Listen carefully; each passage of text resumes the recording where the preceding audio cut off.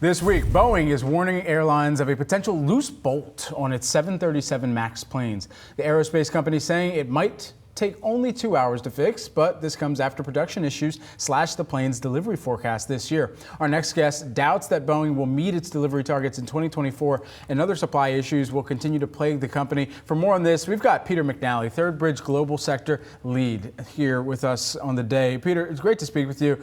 I'd love to get your insights around this, because if you're a purchaser of Boeing 737 MAX planes, and they have just come off of a stretch of a few months where they've seen a good amount of orders come through, both internationally and domestic airline operators too. All that considered, do you look at news like this and say ultimately, okay, that would deter us from exercising the options that they have later on down the line to take even more delivery? Well, I think the bigger issues were a few years ago with the 737 MAX and the accidents or the disasters Certainly. that they did happen. This could be a limited, issue. But look, it's a single aisle plane. They compete with Airbus's 321, and it's the workhorse for leisure travel. So it's unlikely, I think, at this point, based on what we know, that there's any kind of impact on the order book or anyone exercising orders, because it's difficult to get a plane these days, as supply chains have been stretched. And, I think we've seen that post-pandemic, people really do want to travel, and they want to travel by air. And, that has made a tremendous comeback, and airlines have invested in a lot of future capacity. Right, Peter, and I think you make a great point in that much of the, and we were giving Boeing credit for this the other day too, much of the pattern of negligence that existed under former CEO Dennis Muilenburg, now under Dave Calhoun instead, a lot of that's been erased. They've been able to get back into favor with many of their airline operator purchasers. So for Boeing, which has seen the stock climb over the course of this year on some of those new orders, is this a company that's back in good favor with many of the operators? And now, how do they position themselves against the A321neo that really is kind of that kind of head-to-head matchup, if you will, on the 737 MAX side? Well, there's a few things to unpack there. I think customers do have a lot more confidence in this management team, but there are a lot of growth expectations, and deliveries have been an issue. It can create some amount of frustration. United Airlines, let's say in particular, have been particularly aggressive 2.5 years ago in ordering planes. They expected a lot more than they got this year, but they still got a lot.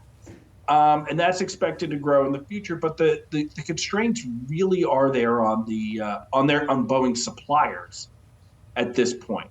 Now, as far as competition with Airbus, I mean, Boeing has lost ground. It's hard to see, talking to our experts at Third Bridge, how they're able to really make those big recoveries with lost customers. In Asia, in particular, which is going to be a growth market for this industry, Airbus dominates orders, and it's a lot of the supply chain is trained, pilots are trained. And it's going to be a lot more difficult for Airbus to make ground, for Boeing to gain ground. Now, that said, in the developed world, Europe and the US, Boeing does great. And we would expect, Boeing's 737 MAX to continue to serve those leisure travel clients. Peter, how do you think the defense side of Boeing's business fares in a presidential election year? Well, we've seen just, in general, everything rising. Spending is up, deliveries are up.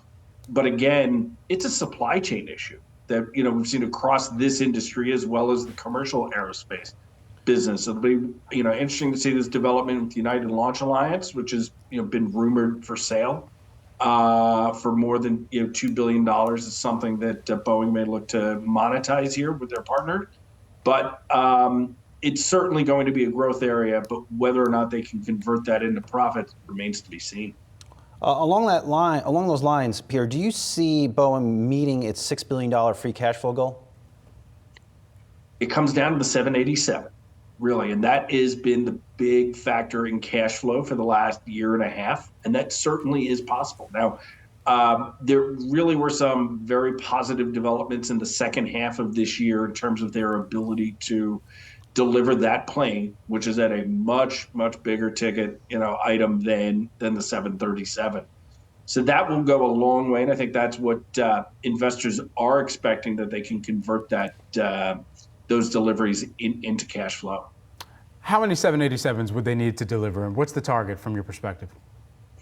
Oh boy, I mean, you're only talking, is nowhere near, let's say, the expectations, which are a few dozen a month for the 737s. You're talking at a much lower, like single digit to 10 or 12 a month that the 787s would need to be delivered at for Boeing.